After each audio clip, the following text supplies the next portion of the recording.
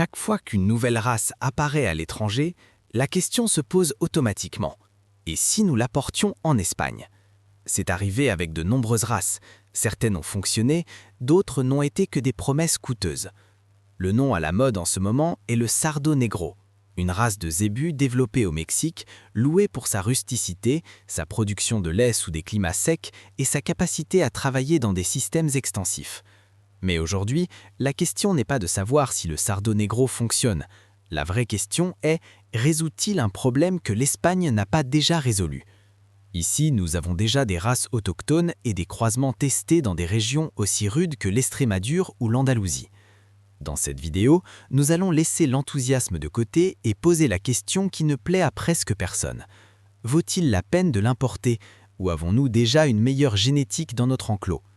Si vous êtes éleveur ou si vous étudiez la génétique, restez, car la réponse est technique, non émotionnelle. Pour comprendre si le Sardo Negro est une solution réelle pour l'Espagne de 2026, nous ne pouvons pas nous en tenir à la surface de son apparence esthétique ou au mysticisme de sa robe tachetée. Nous devons entrer dans la machinerie biologique de l'animal. Le Sardo Negro n'est pas une race ancestrale millénaire, ni un caprice de la nature. C'est le résultat d'un processus de sélection dirigé au Mexique, utilisant comme base le gir brésilien avec un objectif pragmatique, produire là où la plupart des races européennes s'effondrent. Lorsque nous analysons sa physiologie, la première chose qui ressort est sa capacité de thermorégulation. Dans les régions du sud de l'Espagne, où les thermomètres dépassent les 40 degrés Celsius avec une humidité relative qui asphyxie le bétail spécialisé, le Sardo Negro déploie une ingénierie cutanée supérieure. Sa peau est foncée, riche en mélanine pour se protéger des rayonnements ultraviolets extrêmes. Il est recouvert d'un poil court, lisse et hydraté, ce qui facilite la convection thermique. Il possède une plus grande densité de glandes sudoripares par centimètre carré par rapport aux races Bos taurus. Ce n'est pas un détail mineur. Tandis qu'une vache Holstein dépense une énergie métabolique immense en essayant de refroidir son corps par le halètement, ce qui réduit le pH ruminal et coupe la production de lait, le Sardo Negro dissipe la chaleur de manière passive et efficace, maintenant son homéostasie sans entrer en stress oxydatif. Le Sardo Negro est né pour fonctionner là où l'environnement impose des limites physiques. Ce n'est pas une race conçue pour des records de production dans les concours laitiers, c'est une race pensée pour la régularité fonctionnelle. Dans un système de production intensif, nous recherchons le pic de lactation. Chez le Sardo Negro, nous recherchons la courbe de persistance. Son métabolisme de base est notablement plus lent que celui des races européennes. Cela signifie que ses besoins d'entretien, l'énergie dont l'animal a besoin simplement pour rester en vie et marcher jusqu'à l'abreuvoir, sont minimes. Dans un scénario de sécheresse extrême, comme ceux que nous avons vus dans les dehesas espagnols récemment, un animal à haute production devient un fardeau financier. S'il n'y a pas d'aliments de haute qualité, l'animal se consomme lui-même, perdant rapidement de son état corporel et entrant en anostrus, cessant d'être fertile. Le Sardo Negro, en revanche, possède une efficacité ruminale adaptative. Ces papilles ruminales sont sélectionnées pour transformer des fourrages lignifiés, des herbes sèches et des sous-produits agricoles, qu'une vache frisonne serait même incapable de digérer. Sa capacité à recycler l'azote par la salive est supérieure, ce qui lui permet de maintenir le microbiote du rumen actif, même avec des régimes très pauvres en protéines. C'est ici qu'intervient le point technique qui définit la différence entre le gir laitier et le Sardo Negro. Tandis qu'en Brésil, le gir a été sélectionné vers une spécialisation laitière extrême, cherchant à concurrencer en volume avec la Holstein, au Mexique, le Sardo Negro a maintenu un équilibre plus rustique. L'éleveur mexicain ne cherchait pas 40 litres de lait, il cherchait une vache qui lui donnerait 8 ou 10 litres, mais qui lui donnerait aussi un veau lourd pour la viande et qui n'aurait pas besoin d'un vétérinaire chaque semaine. Cette double aptitude fonctionnelle est ce qui éveille l'intérêt en 2026. En analysant sa structure osseuse, nous voyons un animal avec une plus grande capacité thoracique et une plus grande profondeur que le gir traditionnel, ce qui se traduit par une plus grande capacité d'ingestion de fourrage grossier. Sa mamelle est plus résistante, avec des ligaments forts et des trayons adaptés à la traite manuelle ou mécanique simple, minimisant l'incidence des mammites cliniques dans des environnements à faible hygiène ou avec de la boue.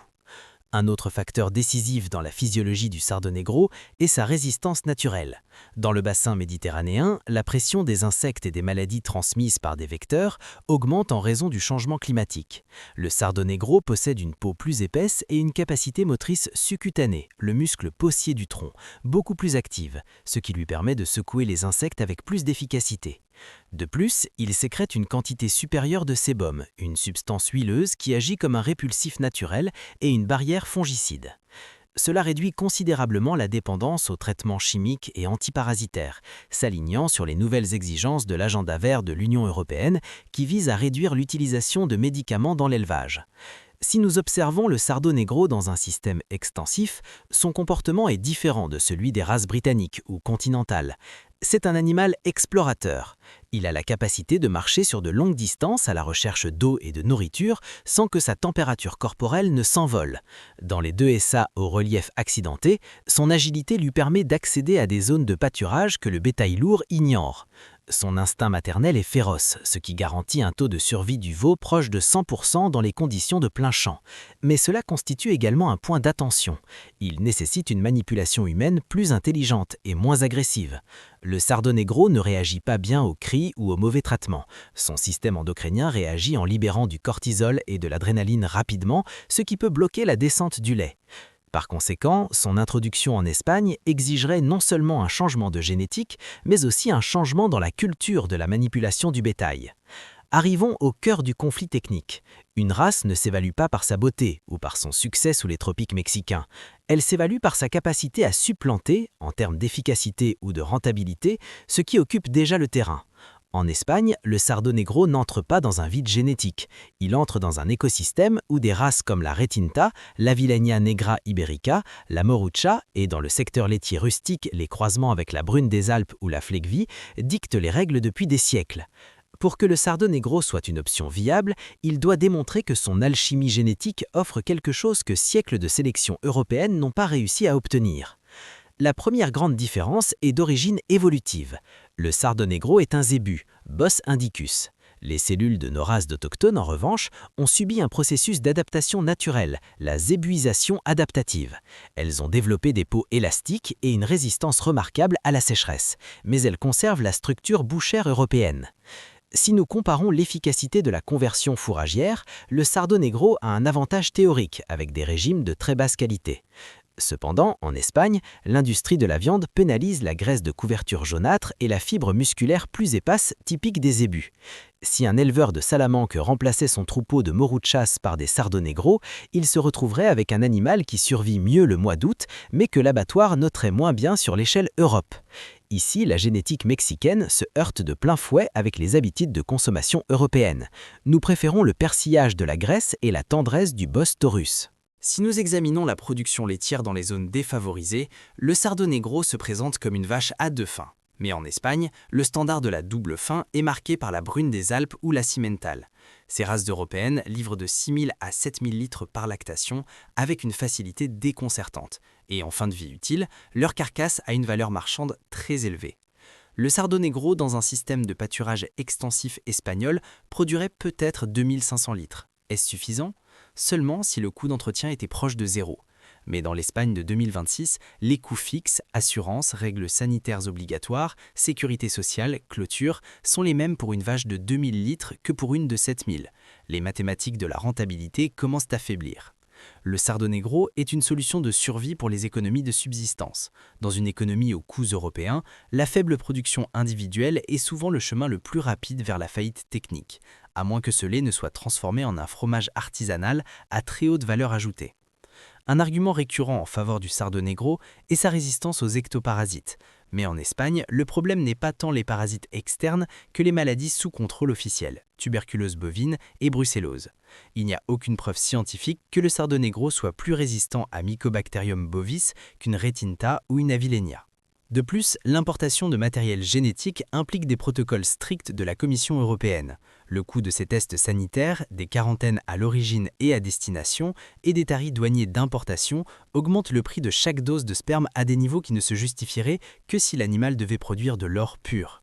Avec le durcissement des normes de biosécurité, le risque qu'une cargaison d'embryons soit détruite à la douane est une variable que tout éleveur commercial doit prendre en compte. Pour construire une population de sardo negro en Espagne qui soit génétiquement diversifiée et stable, il faudrait un investissement soutenu pendant au moins une décennie, sans retour sur investissement clair. Autre problème, le marché de niche. Une viande issue de sardo negro n'a pas l'histoire culturelle d'une côtelette de retinta de la DSA d'Estrémadure, protégée par des labels de qualité locaux et valorisée par les consommateurs. Où investir le capital en 2026? C'est le point que les passionnés oublient souvent. Investir dans l'importation du sardo negro équivaut à un coût d'opportunité massif. Avec cet argent, un éleveur espagnol pourrait investir dans la génomique pour perfectionner son troupeau d'avileñas ou investir dans la sélection d'animaux plus résistants à la chaleur au sein des races locales. La technologie actuelle nous permet d'identifier quelle vache de notre propre enclos gère mieux le stress thermique. Investir dans une race étrangère, c'est comme chercher une solution magique au lieu d'améliorer la gestion interne. Le sardo negro est une merveille d'adaptation dans son contexte d'origine. C'est le roi de la rareté là où il n'y a pas d'autre option. Mais en Espagne, la rareté est gérée par des races autochtones qui ont déjà remporté la bataille de la qualité de la viande, de la conformité réglementaire et de l'intégration dans la chaîne de valeur européenne. Le sardo negro ne vient pas combler un vide, il vient essayer de pénétrer un marché saturé d'excellence rustique. Bien que sa physiologie soit fascinante, sa viabilité économique dans l'écosystème de la PAC est au minimum discutable. L'Espagne n'a pas besoin de chercher à l'étranger ce qu'elle a déjà perfectionné dans ses propres DSAs. Si vous avez aimé cette analyse technique et sans concession, si vous appréciez l'élevage basé sur des données et non sur des brochures de vente, abonnez-vous. Sur cette chaîne, nous ne vendons pas de races miraculeuses. Nous analysons des systèmes productifs, les coûts d'opportunité et les résultats réels. L'avenir de l'élevage espagnol dépend de notre capacité à valoriser ce que nous avons et à l'améliorer grâce à la technologie de demain. Et vous, investiriez-vous dans l'incertitude de l'exotisme ou dans la certitude de notre génétique autochtone? Donnez-nous votre avis dans les commentaires.